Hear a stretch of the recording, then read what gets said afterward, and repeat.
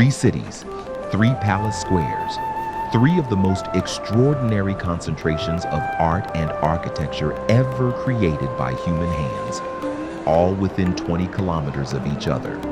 Kathmandu, Bhaktapur, Patan. UNESCO has designated all 3 as World Heritage Sites. Art historians rank them among the finest examples of medieval architecture on Earth. Millions of tourists from every country on the planet come every year to stand in these squares and try to understand how they were built. They were built because 3 kings hated losing to each other. This is the story of the Malla Dynasty, and it is one of the greatest rivalries in the history of human civilization. Did you know that the 3 Durbar squares of Kathmandu, Bhaktapur, and Patan are all within a 20-kilometer radius of each other, making the Kathmandu Valley the single greatest concentration of UNESCO World Heritage Sites per square kilometer anywhere on Earth? 7 individual heritage zones in one small valley. More than Egypt, more than Rome, more than Athens. The most heritage-dense place on the planet is Nepal. The Malla dynasty rose to power in the Kathmandu Valley around the 12th century AD. At their peak, the Mallas ruled the entire valley as a single unified kingdom. They were patrons of art and scholarship on a scale the valley had never seen. They built temples.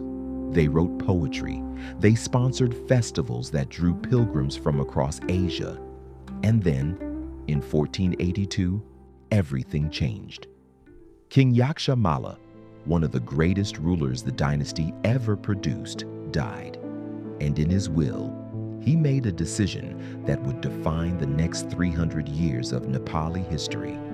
He divided his kingdom between his sons, 3 kingdoms. Kathmandu went to one, Bhaktapur went to another, and the ancient city of Patan, Lalitpur, the city of beauty, went to the third. What followed was not war. It was a competition. A 300-year race between rival kings to prove through stone and gold and wood and art that their city was the greatest in the valley. And in competing with each other, they created something extraordinary. Did you know that the Malla kings were also poets and playwrights? Several Malla kings personally wrote plays, poems, and musical compositions, some of which are still performed in Nepal today. King Siddhi Narayan. Malla of Patan wrote devotional poetry that is still sung in temples. The kings who commissioned the world's finest wood carvings also sat down in the evenings and wrote verse. They were not just rulers, they were artists who happened to be kings. Bhaktapur built the 55-window palace, a masterpiece of Newari wood carving so intricate that craftsmen spent years on a single window frame. They built the Nyatapola temple, the tallest pagoda ever constructed in Nepal, 5 tiers rising above the square with such precision that it has survived every earthquake since 1702. Kathmandu answered with Hanumandoka, the old royal palace complex, gilding their temples and building the Kumari Gar, home of the living goddess, right in the palace square itself. And Patan, the city of beauty, responded with what many art historians consider the finest square of all. The Krishna Mandir, built entirely of stone with 21 spires, took decades to complete. Patan's craftsmen were so revered that artisans from Patan were sent as far as Tibet to build temples there. Each square was not just a palace. It was a statement, a declaration in stone that said, "Our king is greater than yours. Our city is holier. Our craftsmen are finer.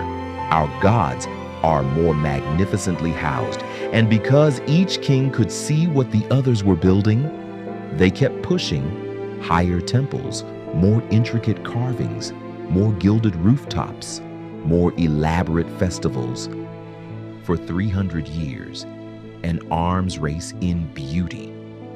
Did you know that the Nyatapola temple in Bhaktapur, built in 1702, has survived every major earthquake since its construction, including the devastating 2015 earthquake that killed nearly 9,000 people?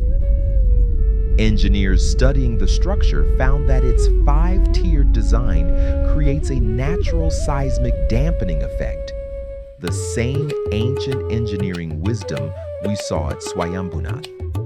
The builders of medieval Nepal understood structural engineering that modern architects are still learning from today. Behind every great king, there were craftsmen. And in the Kathmandu Valley, the craftsmen were the Newars. The peacock window in Bhaktapur is considered one of the finest examples of wood carving in the world. A single window carved from a single piece of wood depicting a peacock surrounded by hundreds of individual figures, each no larger than a human thumb, each carved with individual personality and detail.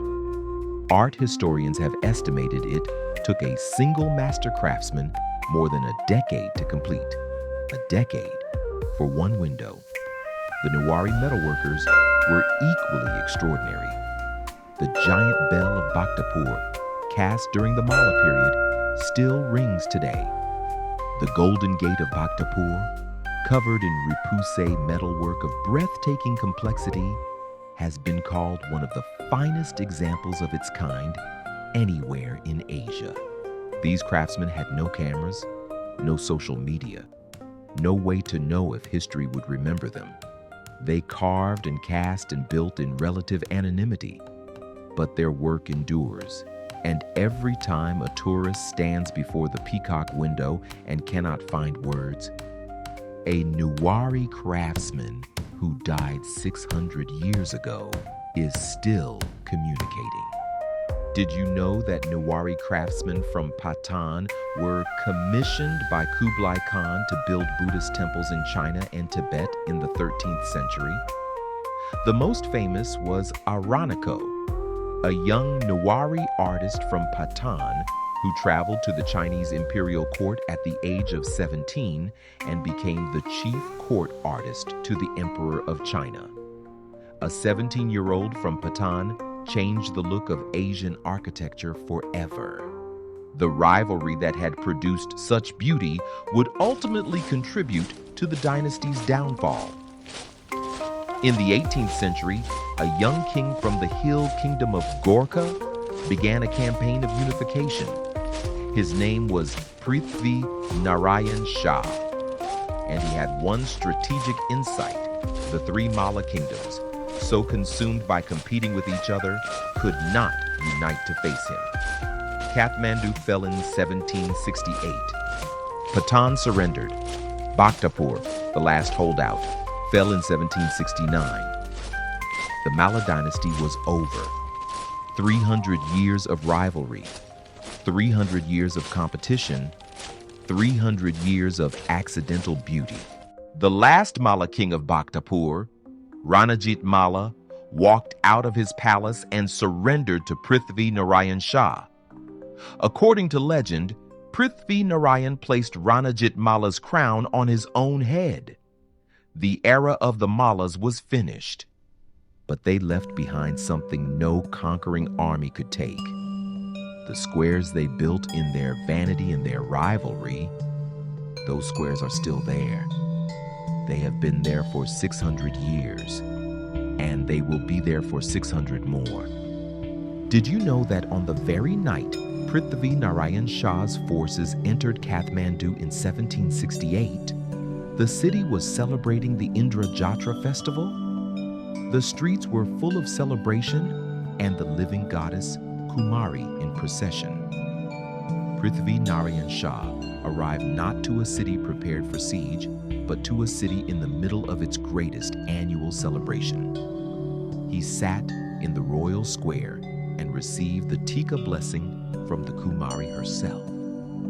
The conqueror became king in the middle of a festival. Today, the three squares are UNESCO World Heritage Sites. Millions of visitors come every year. They photograph the temples. They stare at the wood carvings. They try to understand how human hands produced something so extraordinary. But here is what most of those visitors do not know. These squares were not built for tourists. They were not built for UNESCO. They were built because three kings could not stand the idea that their brother's city was more beautiful than theirs. Vanity, rivalry, competition. These are the engines that drove the greatest artistic achievement in Nepali history. The next time you walk through Patan Square, look at the wood carvings above you. Someone spent a decade carving that for a king who wanted to impress his cousins. And 600 years later, it is still impressing the world. This is Nepal. This is what your ancestors built. And it is not finished yet. Subscribe for a new chapter every Thursday. Next week, Prithvi Narayan Shah, the one man who united Nepal.